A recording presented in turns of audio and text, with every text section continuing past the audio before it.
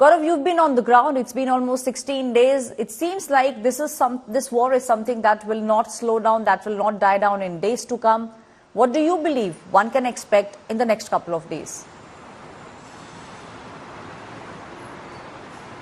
The Israeli Defense Forces have mounted a massive attack, and this time it's in West Bank. Al-Ansar Mosque in Jenin has been targeted by the Israeli forces, and this is a massive escalation as far as the West Bank is concerned, using airstrikes to take out a mosque compound in Jenin, which Israel, the IDF, says it was a Shin Bet and intelligence and ground operations mounted offensive. Now, in the air attack, according to Israeli army, this was a place which was being used for an imminent attack on Israel. This shows a massive escalation on two fronts. One, in the Gaza Strip against Hamas. Two, in the West Bank. And India Today is the only Indian channel to have been reporting from the West Bank, where we showed you how anger is rising, and there was an apprehension. Just 48 hours back, I was in the West Bank, and we were reporting how extensively anger is rising. People are coming out on the streets. They're taking on the Israeli forces near the settlements where the Israeli forces are and people are. And this is where in Jenin, we were reporting from Ramallah, we were reporting from Beira.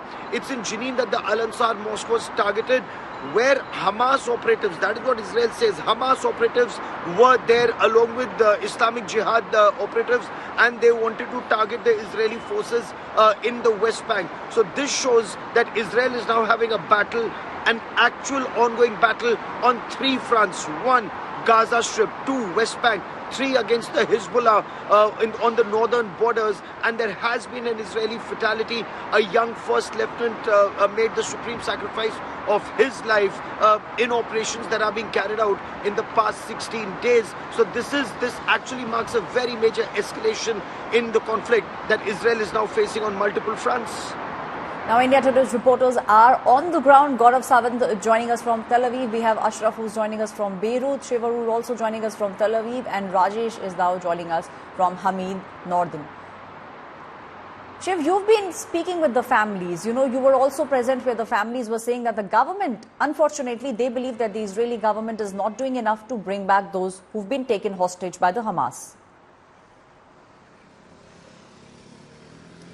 Let's make one thing very clear, Aishwarya. The anguish and grief of families may be one thing, but this is a country that's completely galvanized as far as the situation is concerned in Gaza, because remember that over 150 hostages continue to be inside Gaza at this point of time. There are very many negotiations that are said to be taking place. 2 hostages have come out. Hamas has made the claim that they were prepared to release a couple more hostages, but that Israel has rejected it, which Israel has obviously rubbished completely.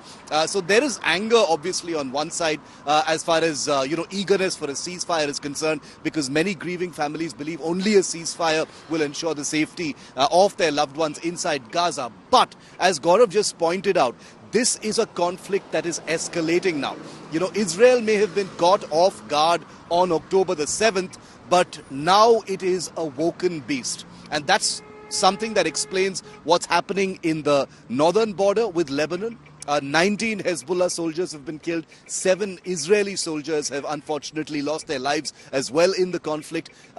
In the West Bank, as we saw the first airstrike in the Jenin refugee camp, a terrorist hideout where bombs were apparently being made under the Al-Ansar Mosque, which is a very typical modus operandi of the Hamas, suggests that this has become a full-blown 360-degree conflict where Israel is fighting on virtually every side. Gaza with the Hamas in the south, now with the Hamas and Palestinian Islamic Jihad in the West Bank, which is what this airstrike actually suggests, and with Hezbollah in the north. So 3 escalating fronts. And remember, the suspense over what that ground operation is going to look like in Gaza also continues to build, because forces have continued to be massed along the Gaza border. We'll be headed there today in a short while from now to report from the front lines near Gaza as well. So this is visibly escalating day on day.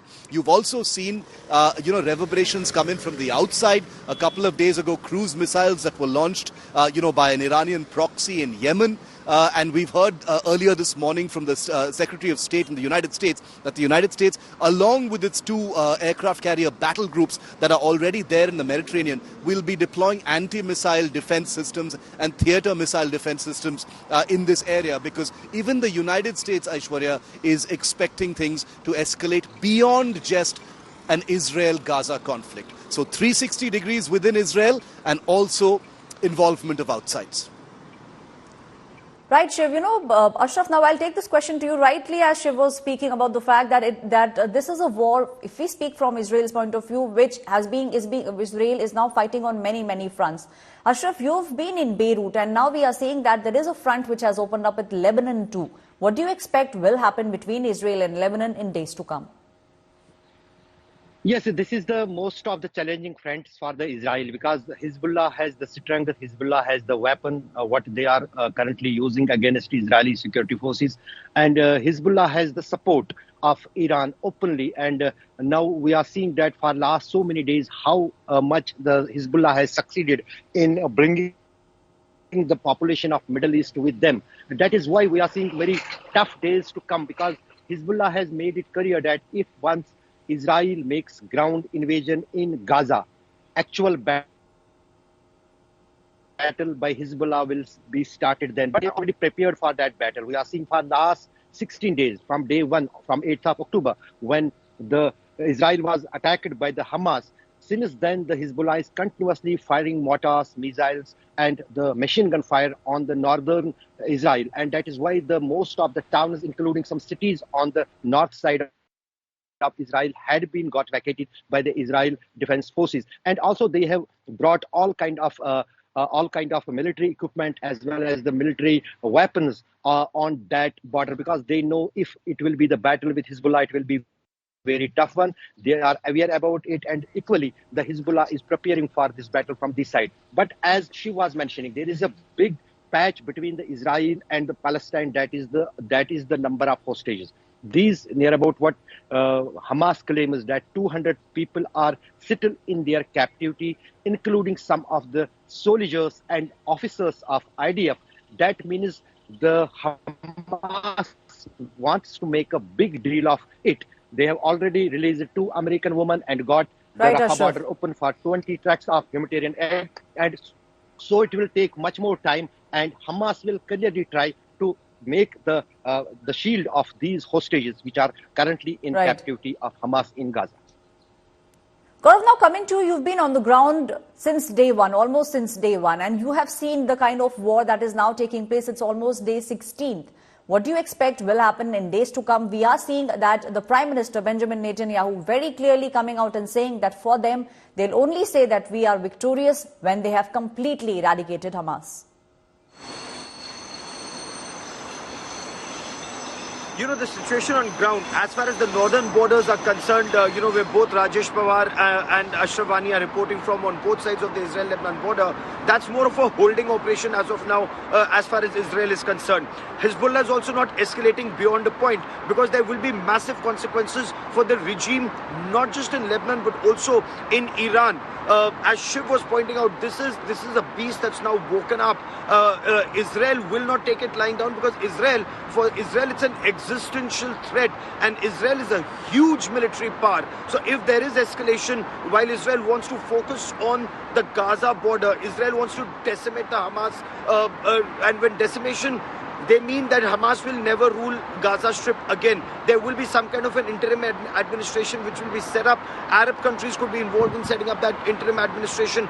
UN could have a role to play, and of course this is very preliminary. But no Hamas, that's very clear. They're trying to wipe out the entire top leadership, from Yahya Sinwar to Ismail Hanaya to, for example, a Talil al-Hindi. That's a big story that we're also going to be breaking shortly. From what we've learned from IDF officers, Talil al-Hindi is a Hamas middle rung military commander. He's been neutralized in the missile strikes just last night. So they're wiping out the entire military leadership of Hamas, political leadership of Hamas is on their target. It'll be a long drawn out affair. After the Munich Olympics, it took them a long time to wipe out all the terrorists that they did. Those were Mossad intelligence-based operations that were mounted across the world. They may have to do that once again. But on ground, Hamas is not coming back. Hezbollah, will it escalate? So far, it's only targeted the border belt, the contentious border belt, and they haven't used longer range weapons. If longer range weapons or if higher caliber weapons are used by the Hezbollah, then Beirut will be in the line of fire. Would Iran want to escalate with the United States having 2 aircraft carrier strike groups in these waters? Iran would have to deliberate upon that, because so far it's the Shiite bloc, the Shia Muslim bloc that's getting activated. Saudi Arabia, the United Arab Emirates, they have a different take, at least as of now. They are quite in a different mode. It remains to be seen how quickly can Hamas leadership be wiped out, how quickly will Gaza operations be concluded, because Israel is committed to going out on ground, and that would be an absolutely, it will change the scenario on ground here.